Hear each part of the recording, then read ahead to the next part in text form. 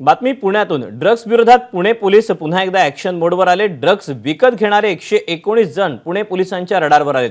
आतापर्यंत पोलिसांनी 10 ते 15 जणांना अटक केली। गुन्हे शाखेकडून ही यादी तयार करण्यात आलेली आहे। या यादीतल्या सगळ्यांची सध्या चौकशी होते। यांच्याकडून चौकशी करून अजून काही नावं समोर येण्याची शक्यता आहे। ड्रग्स सेवन करणारे आणि विकत घेणाऱ्यांमध्ये भीती राहावी यासाठी पोलिसांकडून सध्या पावलं उचलली जात आहेत। त्यामुळे गेल्या काही दिवसांपासून पुण्यामध्ये ड्रग्सच्या विरोधात पुणे पोलिसांनी जी मोहीम उघडलेली आहे त्यामध्ये आणखी कारवाई होताना आपल्याला पाहायला मिळते। आता ड्रग्स विकत घेणारे 119 जण हे पुणे पोलिसांच्या रडारवर आलेले आहेत। आतापर्यंत पोलिसांनी 10 ते 15 जणांना अटक केली आहे।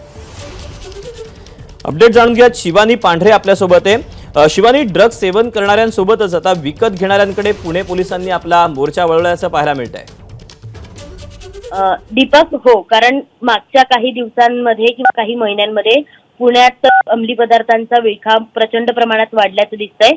त्यामुळे गेल्या काही महिन्यांपासून पुणे पोलिसांनी अंमली पदार्थ विरोधात एक मोहीम सुरू केली आहे। ललित पाटील प्रकरण, त्यानंतर विश्रांतवाडी ड्रग्ज प्रकरणात पोलिसांनी कोट्यावधी रुपयांचं ड्रग्ज जप्त केलं होतं आणि त्यानंतर आता ड्रग्ज सेवन करणाऱ्यांवरच नाही तर ड्रग्ज विकतोय कोण याचा शोध पुणे पोलीस घेत आहेत। हा शोध घेत असताना 119 जणांची नावं पुणे पोलिसांना सापडली आहेत।